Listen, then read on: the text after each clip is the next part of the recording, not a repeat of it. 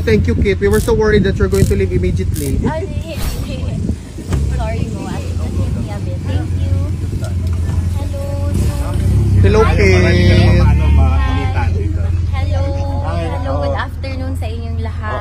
So, Kitty, how is Tatay Digong dahil uhaw na uhaw ang buong Pilipinas sa balita? So actually today it was a slightly more emotional visit because he just realized that the aging is getting to him. He was looking at his hands and then he realized, oh, it's getting skinnier. It's but he's still in high spirits as always. He has this certain persona that he keeps up, diba? So he's okay, but ayun, parang he has his realizations about aging, about ganun.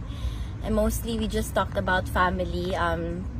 He checked up on my little sister, yung maliit, si Mira. And then kamusta, naghingi siya ng reports. Sabi ko she's in school, she's doing fine, and magaling niya sumagot. And then he said, pagpasensyahan mo yan, pagtiisan mo yan kasi mana yan sa'yo. So I did say naman that I am very patient with her, and I understand that it's all part of growing up. And then he was giving his lectures about growing up in general. And ayun, kinamusta niya yung siblings ko, and I said all of them are doing well. They're doing excellent jobs, and ayun, they're keeping in mind, they're heeding every advice you gave them. Meron bang balita ka sa binigay sa kanya about the Philippines today? Actually, wala. Hindi kami. We focused more on family today because I was supposed to share some current events, but since nauna siyang magsalita, he asked about my mom first.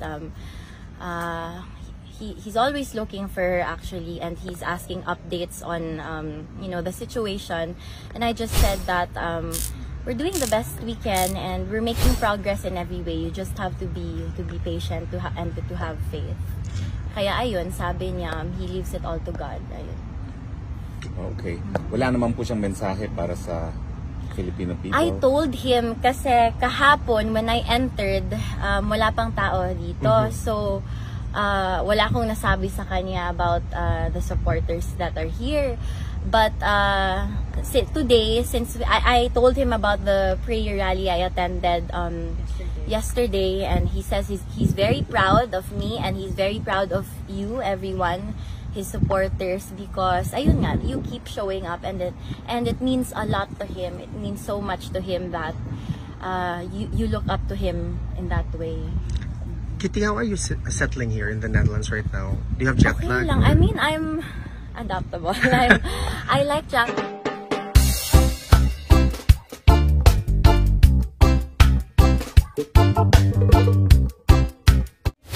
Correct.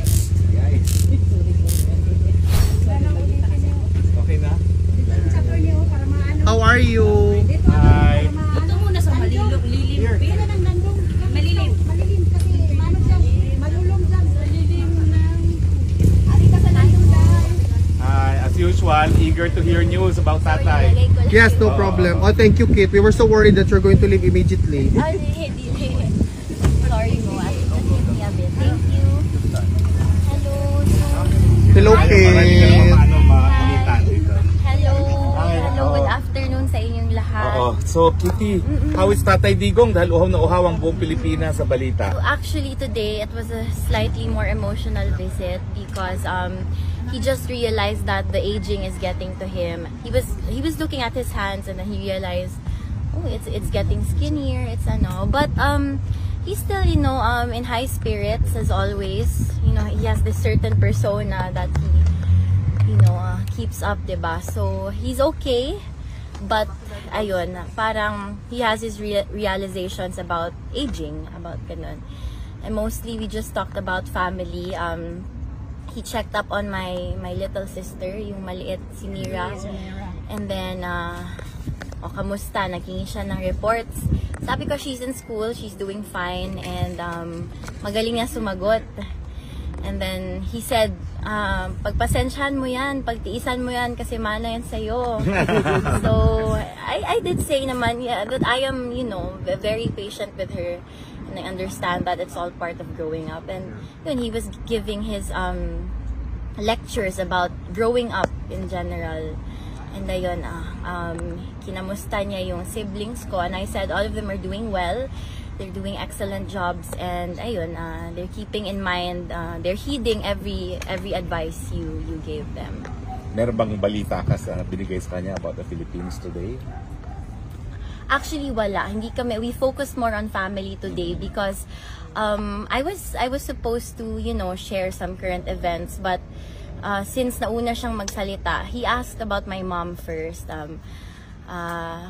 He's always looking for her, actually, and he's asking updates on the situation, and I just said that we're doing the best we can and we're making progress in every way. You just have to be patient and to have faith.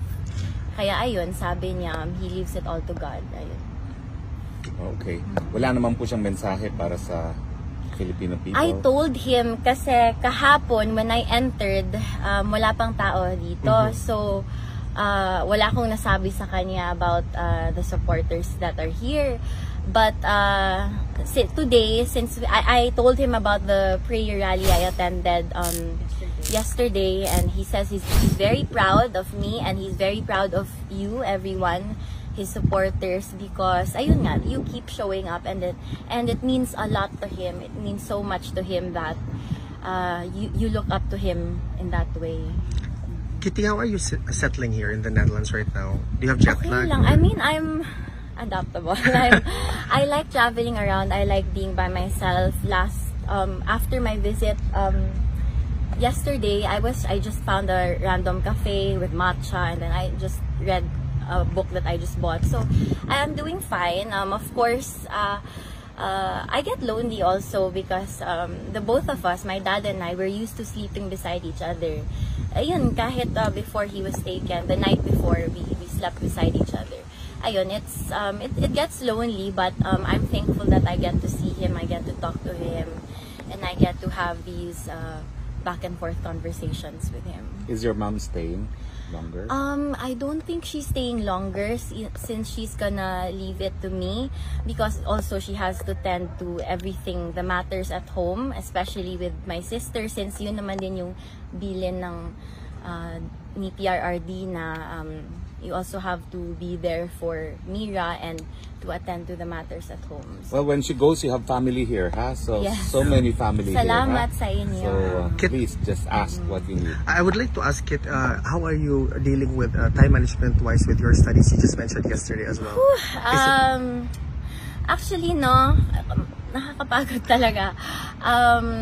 Lately, I've been getting less than 8 hours of sleep. So, but I try my best. I can't say I'm the best at everything, but I try. And yun lang naman yung hinihingi ng parents ko, especially my dad. As you've heard from his previous speeches, he was never an overachiever in school. So, hihingi nila sa akin, just pass and try your best. Try your best. And, yeah, that's pretty much what I'm doing. Are you in school while here at The Hague? I'm currently on my break. Right.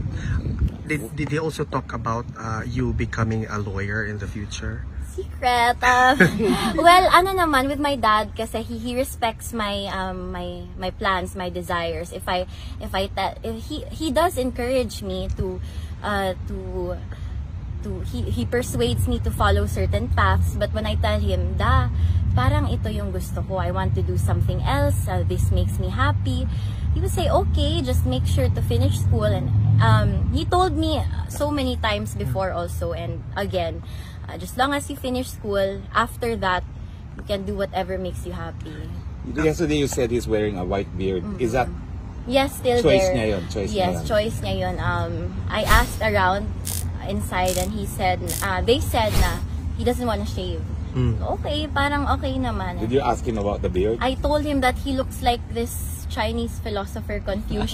Yes, yeah. Si Confucius, yung puti lahat. So he just laughed. We laughed about it. He joked about Confucius being his uncle. So ayun, still we're still making light jokes, and ayun, and even the people inside, they tell me that he's a very funny guy, He's a very funny but humble guy. Are you able to give him Diet Coke and snacks? I wasn't able to give him today, but he did request for 7-Up, so I'm going to make sure that I tend to that as soon as possible. But for now, I was told that he has 24 cans of Coke in his room. Okay. Okay. As Veronica Kitty Duterte, what's your message to the entire Filipino people supporting your father up until now? Five months already passed. Ayun, it's still the same for 5 months. All of you have been very consistent with your love and support. So I would like to thank you over and over again. And as much as I can, I want to thank you and express my gratitude because, you know, sometimes it surprises me. Even people who have no personal relationship with him, they have this immense amount of love and admiration and respect. So parang, wow, parang, sobrang overwhelming, but at the same time, it warms my heart so much. Kaya, as his daughter, I would really like to thank every single one of you. Do you have time for photos? Kasi pwede naman yan. Okay, ganito ha. Let's Wait lang, attorney. Yung visiting days is still the same? It depends, ma'am, because we do have to arrange it beforehand. So it depends on who's gonna visit. Yeah, but it's still 4 days. Yes. Yes. And tomorrow you'll be here. Yes. Okay. Okay. Thank you, So,